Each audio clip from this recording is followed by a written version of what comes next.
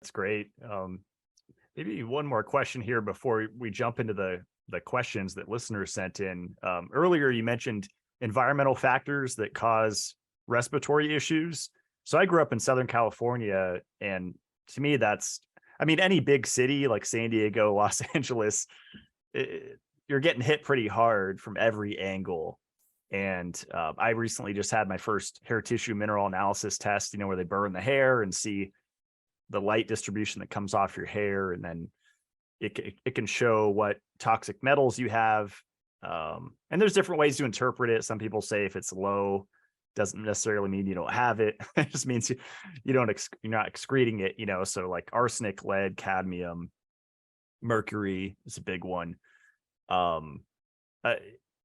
think these things are coming in from like every angle, right? Like mercury, even in high fructose corn syrup, and obviously people know about aluminum deodorant, but there's aluminum in melted cheese, and we're breathing aluminum all the time, right? Just like industry burning, they're just the industry processes that kicks up pollution into the air. And a lot of that's metals, right? That we're just inhaling if we live in a city like 24/7. Yeah, I mean, that's where you've got the World Health Organization saying that 90% of the world's population lives in poor air quality. And when you start looking at black carbon and methane and all of what's going on, that's impacting the air. You have some countries where it's PM 2.5, particle matter 2.5, where literally they have to wear masks, and it's the way of life where they are.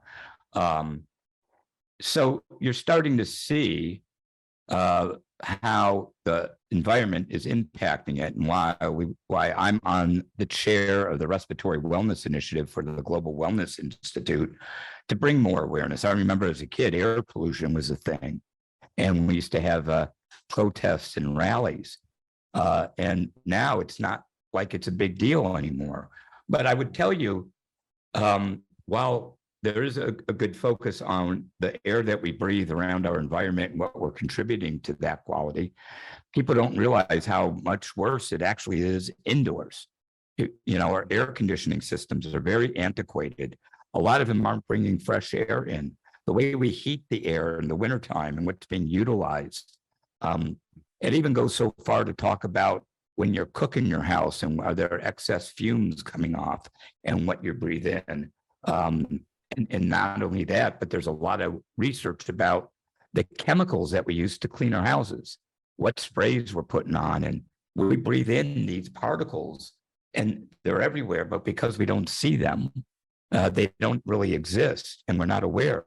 But those are big contributing factors. Dander, if you got pets in your house, just different things that we don't realize could be contributing, which is why it's important to have, air monitors in homes or air purifiers and those type of devices that really have been studied and work are important. You look at our school systems and buildings these days, there's a lot of efforts going on of doing well-built facilities now. You go to certain hotels, they have like certain floors that they have different air and different water, and they have these things that they're now doing.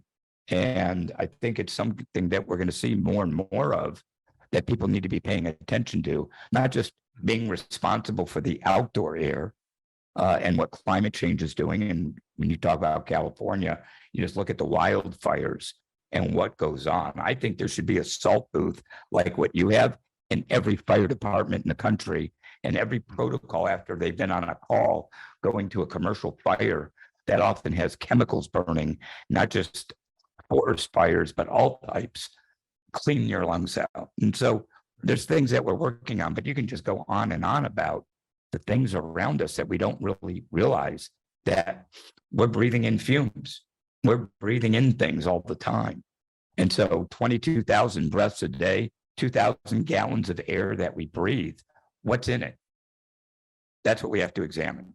It's a good question. Yeah, it's a big reason why I moved north out of California, and the air up here is pretty good. I always check the weather app and just kind of take a glance at what the air quality is on there. And usually it's really, really good. Tons of pine trees up here, clean, relatively clean water. I'm on a spring. But it's funny, going back to what you said about indoor air being 3 to 5 times worse. One of the first questions I had for Christy on your team, I said, can I just run it in my bedroom? I want to run it all night while I sleep. But I didn't kind of get, that it's more about just short bursts of treatment. It's not really like you need to be inhaling this for 8 hours a day.